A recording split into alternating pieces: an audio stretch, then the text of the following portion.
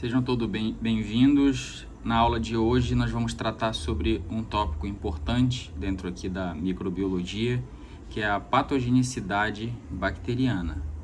Nós temos conversado nas aulas que o que nós queremos diagnosticar, o que nós queremos encontrar em uma amostra biológica advindo de um processo infeccioso é o micro-organismo patogênico. Então, nós precisamos entender de antemão o que é um agente patogênico para poder encontrá-lo. Porque não tem como eu encontrar algo se eu não conhecê-lo, né? Então, se eu não conhecê-lo morfologicamente, se eu não conhecê-lo estruturalmente, se eu não conhecê-lo bioquimicamente, se eu não conhecê-lo nutricionalmente, que são os assuntos que nós já conversamos anteriormente. Então, o que eu quero diagnosticar é um agente patogênico. E nós vamos ver o que é um agente patogênico, que é aquele micro-organismo que tem a capacidade, usando as suas estruturas, usando a sua bioquímica, usando a sua fisiologia, de causar dano ao hospedeiro, de causar dano ao órgão, ao tecido, às células que constituem aquele sítio onde ele está estabelecido, causando o processo infeccioso. Então, antes de qualquer coisa, nós precisamos entender quais são as vias de transmissão e estabelecimento da infecção.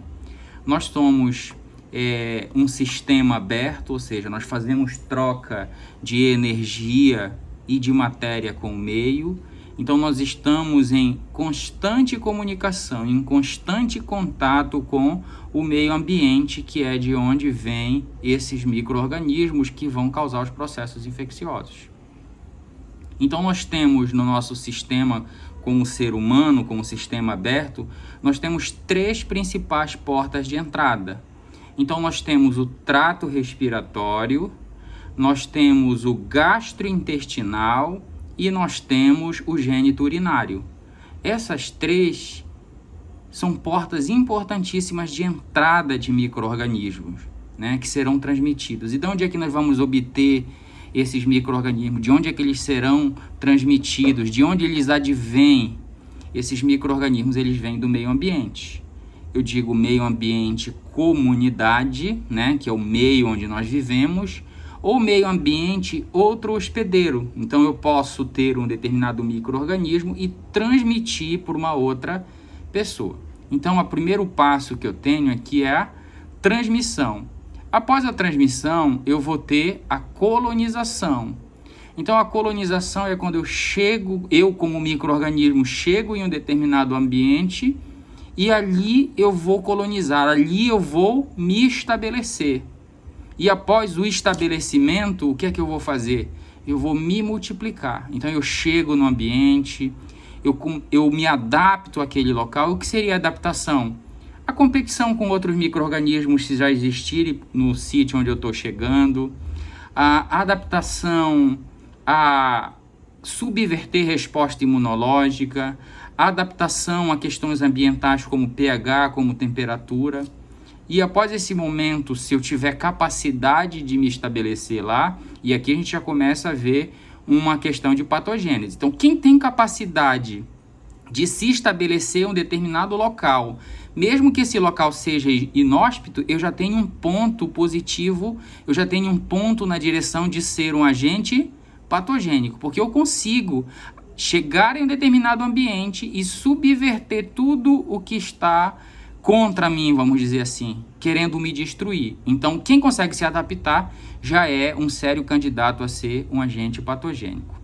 Após a colonização, eu vou sofrer a multiplicação. Então, o que todo ser vivo quer, independente da sua complexidade, é se estabelecer, encontrar um local propício para sobreviver, se estabelecer e depois passar para as gerações posteriores a sua informação genética através da sua replicação, através da sua multiplicação. Então, esses três passos aqui são importantes: a transmissão, a colonização e a multiplicação. Isso aqui eu chamo de infecção. Então, quando o micro-organismo é transmitido, se estabelece no ambiente e se multiplica, eu tenho que eu chamo de infecção. Após essa multiplicação, eu quero galgar novos ambientes, né? Então eu não quero ficar, por exemplo, só na superfície da mucosa. Não, eu quero procurar outros locais para me estabelecer, para me multiplicar. Se eu tiver estruturas de invasão, eu vou invadir, né? Então olha só, mais um ponto aqui para a gente caracterizar o que é um agente patogênico. Primeiro, ele tem que ter a capacidade de se estabelecer no sítio para qual ele foi deixado, para qual ele foi transmitido. Segundo, ponto positivo para ser um sério candidato a um agente patogênico. Eu tenho que ter a capacidade de invasão. De invasão de quem? Pode ser de tecido, né? Então tem micro-organismos que têm enzimas que estão responsáveis por dano tecidual. Tem micro-organismos que têm estruturas como as fímbrias, por exemplo, para ficar aderido naquele tecido.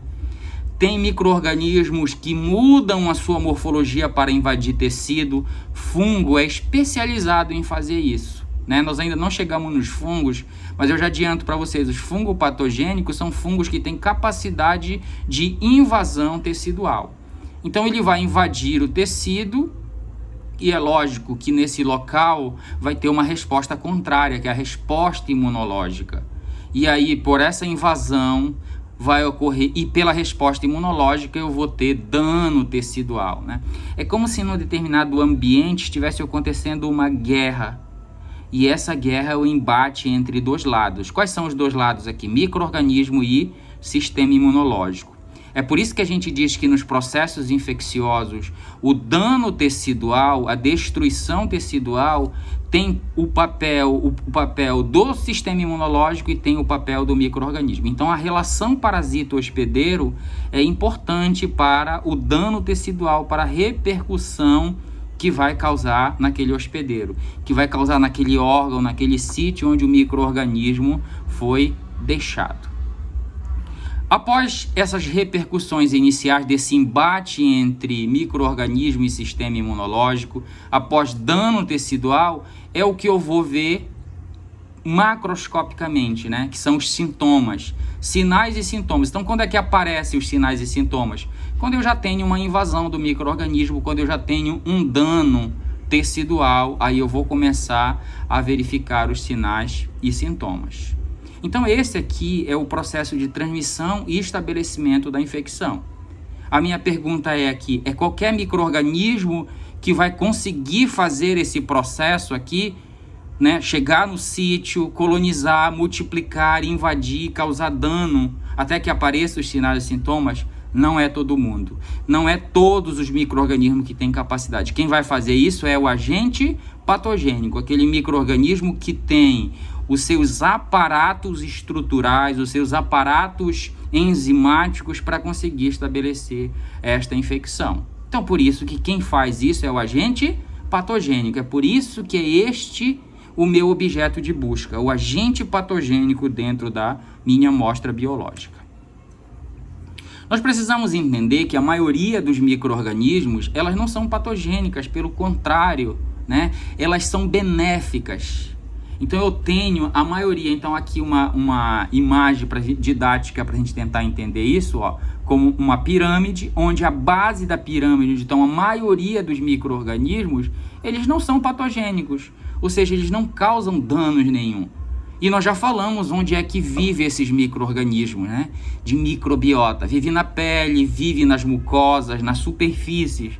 E nós somos colonizados na superfície de mucosas e pele por uma grande diversidade desses micro-organismos. Mas a maioria deles não são agentes patogênicos. Então é esse que eu quero encontrar. Então quando chegar uma amostra do sítio pele para eu analisar, o que é que eu vou procurar? Eu vou procurar esses agentes não patogênicos? Não. Eu vou procurar o agente que está causando aquela lesão de pele, que está causando aquele dano tecidual naquele local de onde veio a minha amostra biológica. Eu tenho ainda aqui nessa parte intermediária da pirâmide, e eu tenho um grupo representativo desses micro-organismos, que eu chamo eles de potencialmente patogênicos. Então, normalmente eles não causam problema nenhum, eles não são patogênicos, mas eles têm o potencial, em determinado momento, de causar infecção. E aí eles podem, em determinado momento, causar infecção. a gente chama esses micro-organismos de agentes oportunistas. Eles vivem, inclusive, na nossa pele, na nossa mucosa. E é só em determinadas situações, quando eles tiverem oportunidades, que eles causarão o processo infeccioso. Então, um dos exemplos é Candida albicans, que é um fungo. Ela vive na nossa cavidade oral, ela vive na região genital masculina e feminina como uma levedura, sem causar problema nenhum.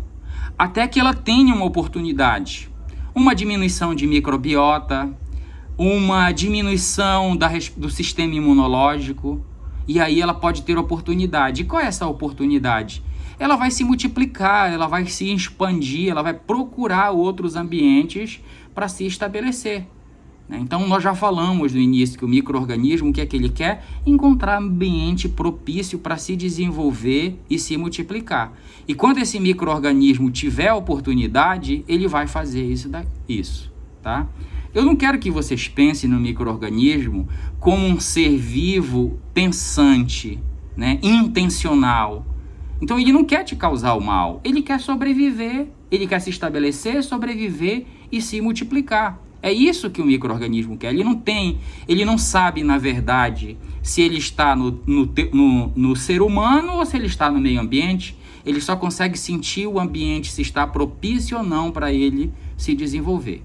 Então, um fungo que causa uma infecção subcutânea, ele não tem entendimento se ele está causando uma infecção em um humano ou se ele está degradando o tronco de uma árvore, por exemplo, no meio ambiente. Ele não tem noção disso, tá? Então, não vamos pensar como os micro-organismos sejam agentes maléficos, né? A gente considera eles patogênicos, por quê? Porque, como nós vimos no início da aula, um agente patogênico é aquele que, ao se estabelecer e se multiplicar, causa dano para o hospedeiro, tá certo? Então, não podemos pensar por esse lado. E nós temos aqui o grupo dos patogênicos, que, se comparado com a grande diversidade de micro-organismos, eles são minorias. Mas essa minoria de agentes patogênicos, ela causa grandes problemas, né? É nisso que nós da área de saúde, que nós biomédicos, que nós da área da enfermagem, que nós médicos, trabalhamos constantemente, porque mesmo eles sendo um grupo pequeno de micro-organismos, eles causam infecções importantes, danos importantes, tá? Então, o que eu quero fazer a identificação aqui é o meu agente patogênico.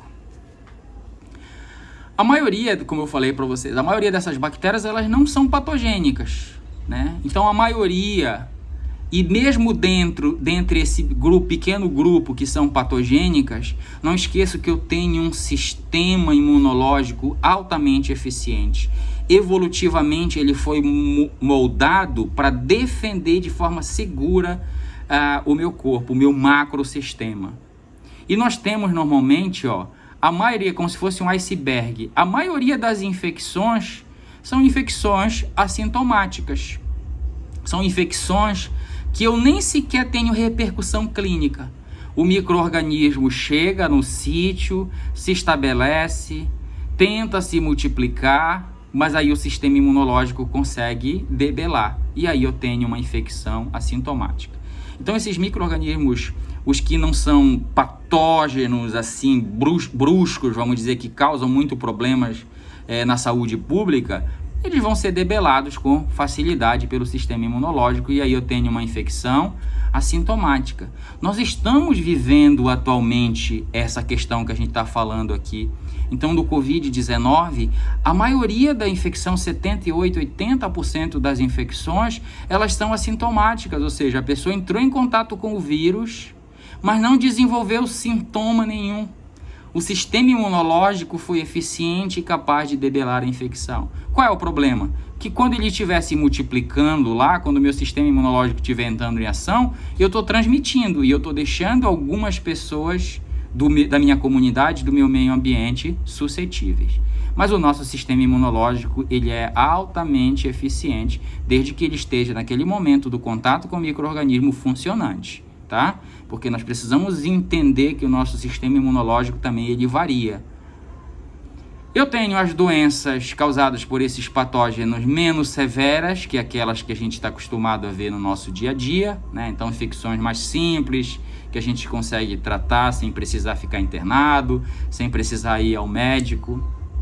E eu tenho as doenças clinicamente clássicas, que é aquela que a gente trabalha no dia a dia, que é dessas infecções, que é dessas doenças que nós vamos fazer o diagnóstico microbiológico, né? Então, a tuberculose, HIV, essas doenças que são mais preponderantes no nosso dia a dia, que nós vamos procurar esses agentes patogênicos que nós vamos trabalhar no nosso dia a dia.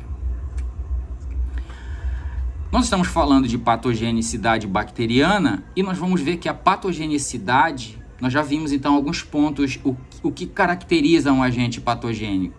Primeiro é a capacidade de sobreviver em um ambiente inóspito e se estabelecer. Segundo, a capacidade de invadir tecido e causar dano tecidual. E terceiro, está relacionado às suas estruturas, que nós já conversamos aqui sobre isso, né, nas aulas passadas. Então nós temos aqui a representação de uma bactéria mostrando as estruturas que nós já vimos, ó. Membrana, parede, cápsula, plasmídio, fímbrias, né? Nós já vimos isso aqui, flagelo. Então nós já vimos essas estruturas, elas fazem parte das bactérias. E essas estruturas, elas estão relacionadas com quem? Com patogênese. E aí nós vamos ver algumas características que capacitam esses micro-organismos a serem agente patogênico. Uma das características é adquirir genes de virulência. Isso nós vimos quando nós falamos lá dos plasmídios. Então, de repente, eu sou uma bactéria que eu não tenho nenhum plasmídio que sintetiza uma toxina, por exemplo.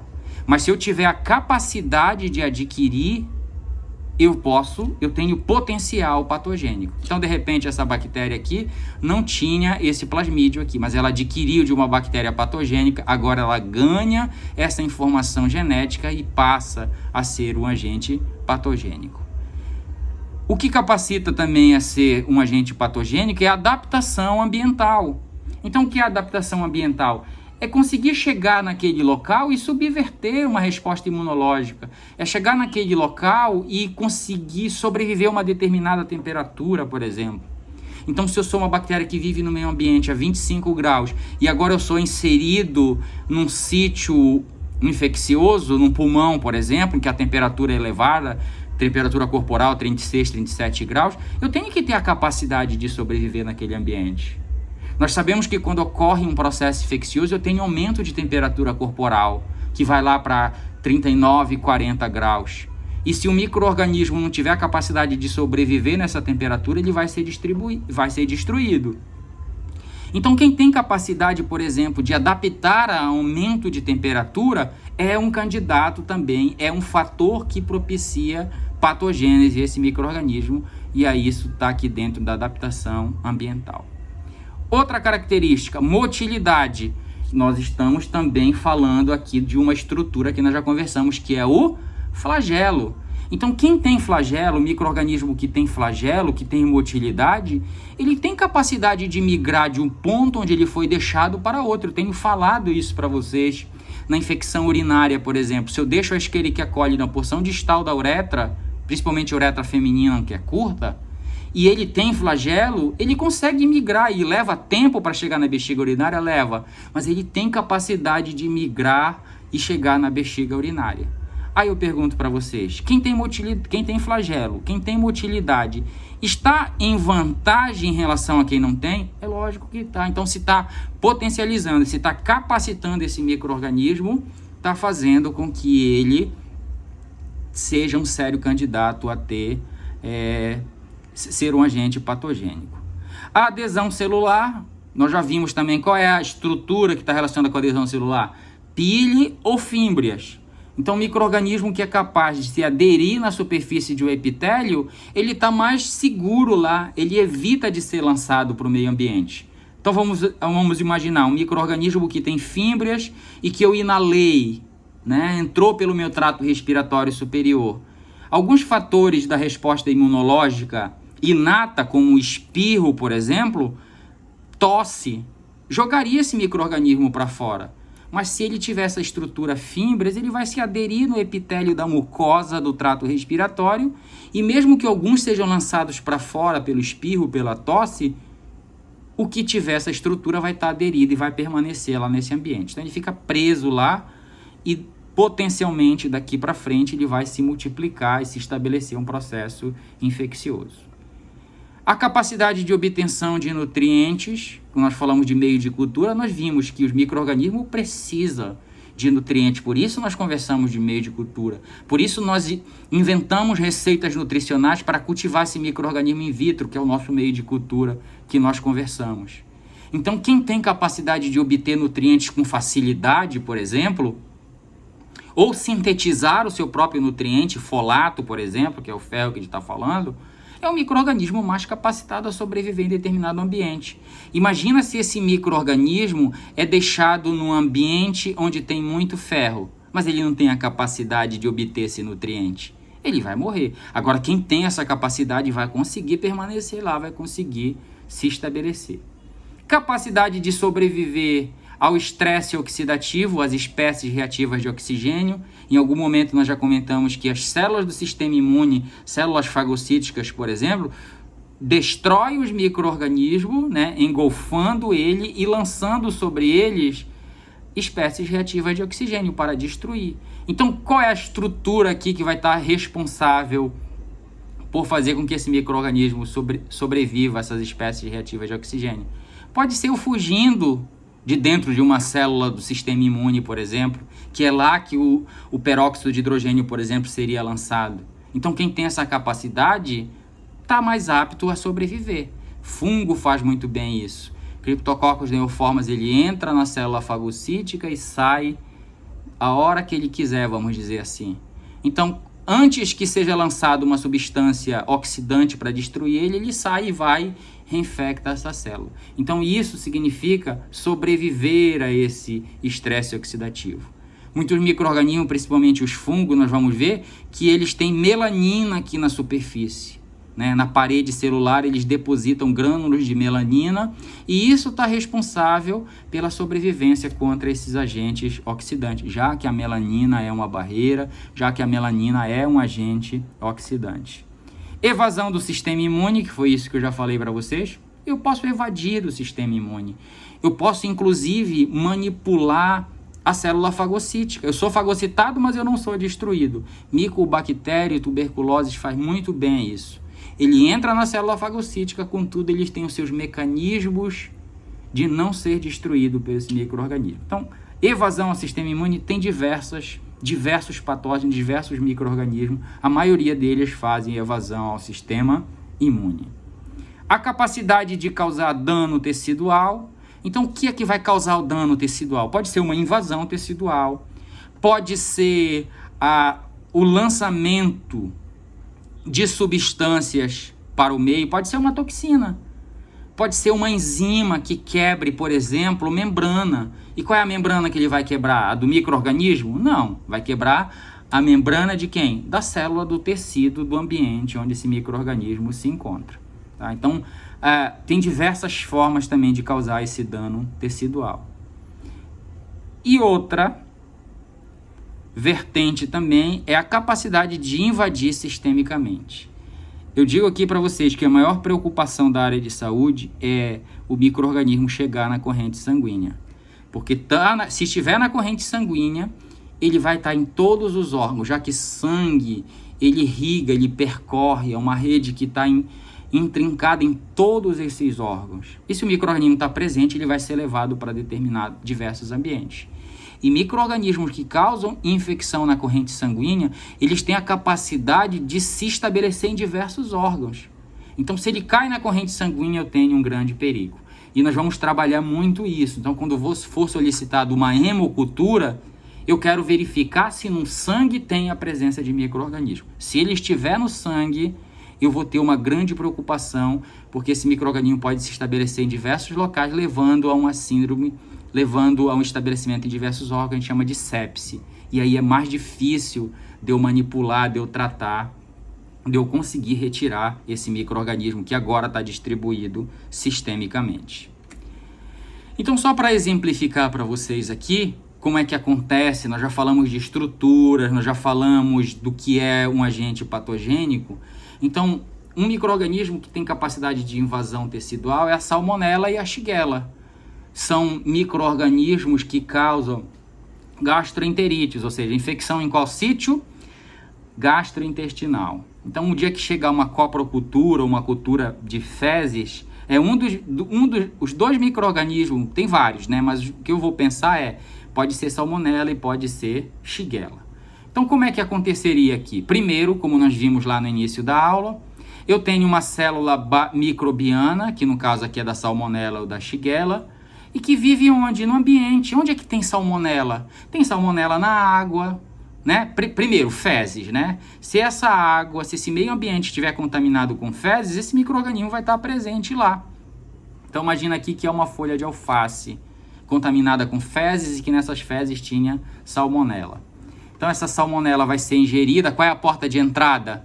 Gastrointestinal, que é uma das 3 principais entradas do nosso sistema que nós falamos. Então, eu vou ingerir esse alimento.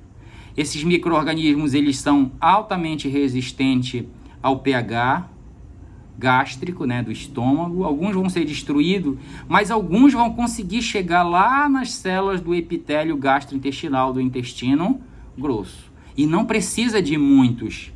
Né? No caso da Salmonella, precisa de pouquíssimos micro-organismos para estabelecer uma infecção. Então, esses micro-organismos vão chegar lá no gastrointestinal.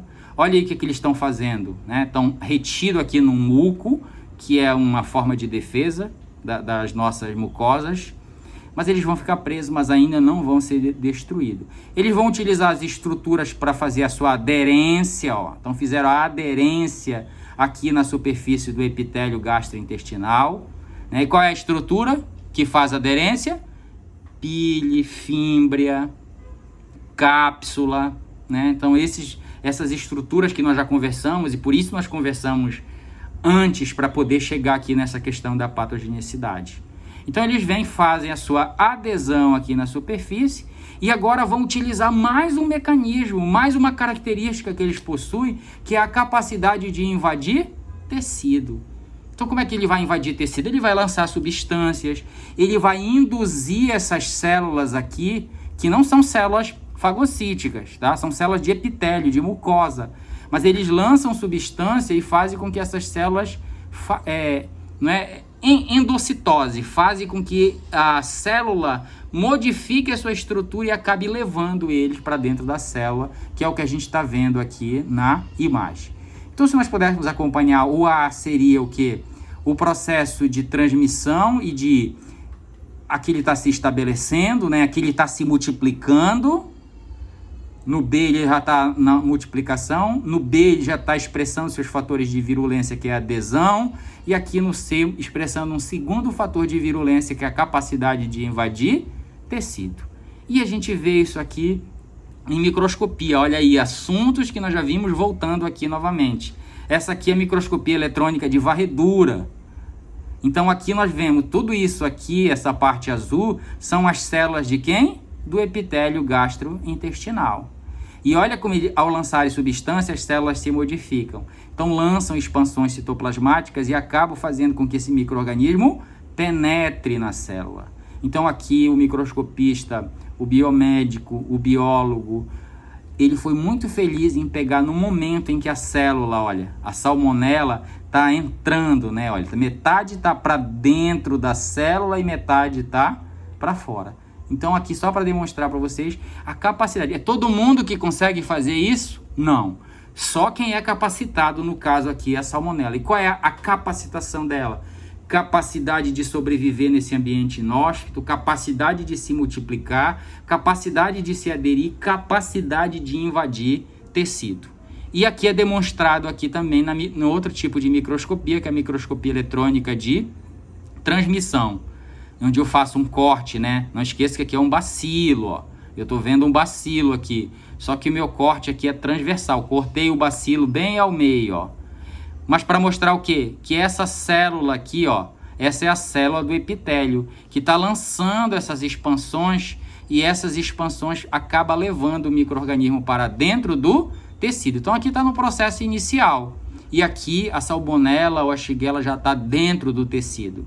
E aqui dentro do tecido, o que vai acontecer? Ela vai se multiplicar, ela vai lançar mais substâncias, né, enzimas, por exemplo, que elas possuem. O sistema imunológico vai entrar em ação e esta guerra que vai acontecer aqui nesse tecido vai causar o quê? A degradação do tecido, né? Que é a destruição tecidual, e daqui a pouco nós vamos ver as repercussões clínicas das gastroenterites causadas por salmonela, que são as características clínicas, que não é muito da alçada do biomédico, mas que quem sabe, o pessoal da enfermagem, o pessoal da medicina sabe muito bem quais são essas características clínicas que indicam que ocorreu uma infecção por salmonela. Cada micro-organismo vai ter a sua característica, o seu mecanismo, a sua forma, e isso é tão bonito, né, que se você pegar de forma comparativa os diversos patógenos que nós conhecemos, nós vamos ver que cada um deles possui o seu mecanismo de estabelecimento, os seus mecanismos de patogênese. Só para exemplificar mais um aqui, que faz invasão tecidual também, é o Streptococcus pyogenes. É um micro-organismo que causa infecção importantíssimas. Então vamos tentar acompanhar aqui pela figura esse patógeno, como é que ele faz? E vamos ver que o mecanismo dele é totalmente diferente lá da salmonela. Tá ok? Então ele causa infecções aqui, ó. Então aqui eu tenho células do epitélio. Primeiro passo, eu tenho o micro-organismo, que é uma bactéria, né? Olha a forma dela, já são cocos. Olha aí como o arranjo dela é Streptococcus, por isso o nome é Streptococcus, e a espécie é Pyogenes. Então esse micro-organismo ele foi trazido de algum ambiente, nós já vimos de onde é que ele vem, e foi deixado aqui nesse ambiente, nessa mucosa, nesse epitélio. Aqui nesse epitélio, esses micro-organismos, ao ser transmitidos, eles vão alcançar a superfície do local, do sítio onde eles vão estabelecer a infecção.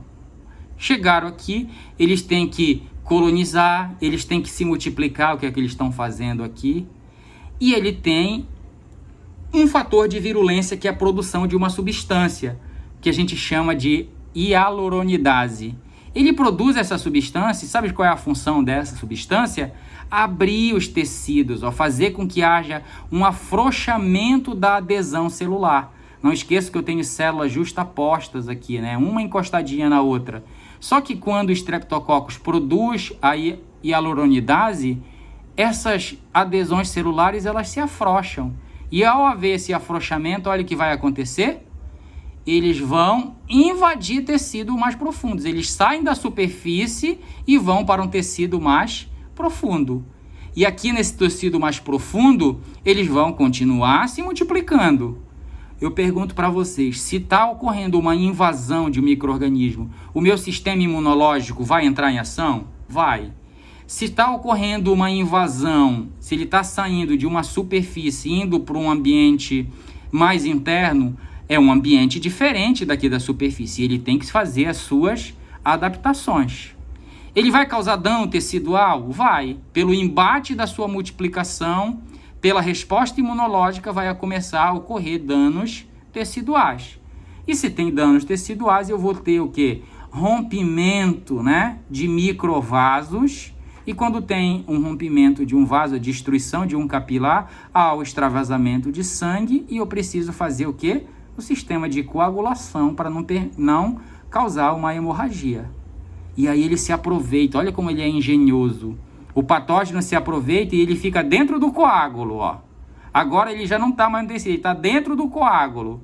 Eu pergunto para você, o sistema imunológico vai reconhecer esse coágulo como próprio ou como não próprio?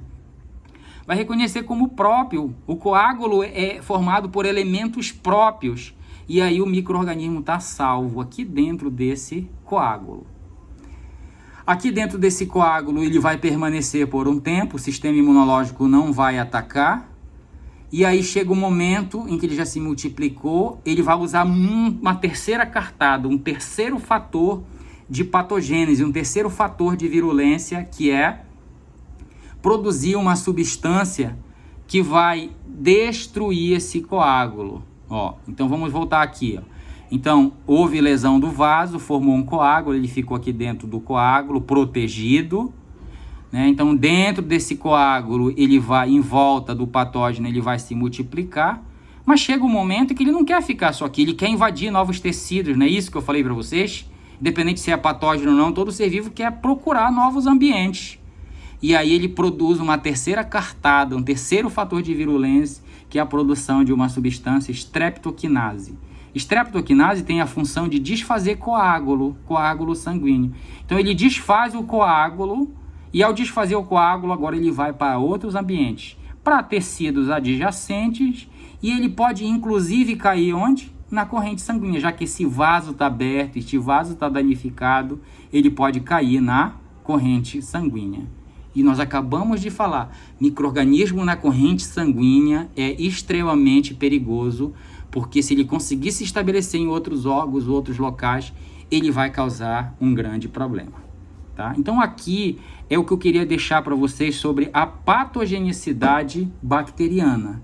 Por que eu preciso saber da patogenicidade para o meu diagnóstico? Porque é através do conhecimento do micro-organismo que eu vou conseguir fazer o meu diagnóstico. Então, eu vou precisar aqui da morfologia, eu vou precisar saber nutricionalmente como é esse micro-organismo para oferecer meios de culturas que permitam o seu crescimento.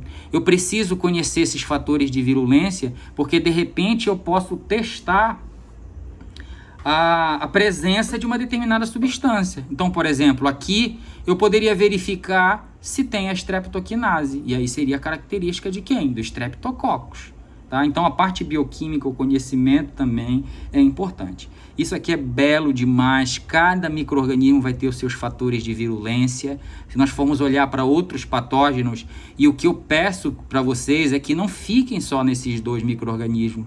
Esses dois micro-organismos aqui é só uma semente que eu estou plantando para vocês. Tem diversos outros patógenos que cada um com seu mecanismo de virulência. Ok? Muito obrigado, até a próxima.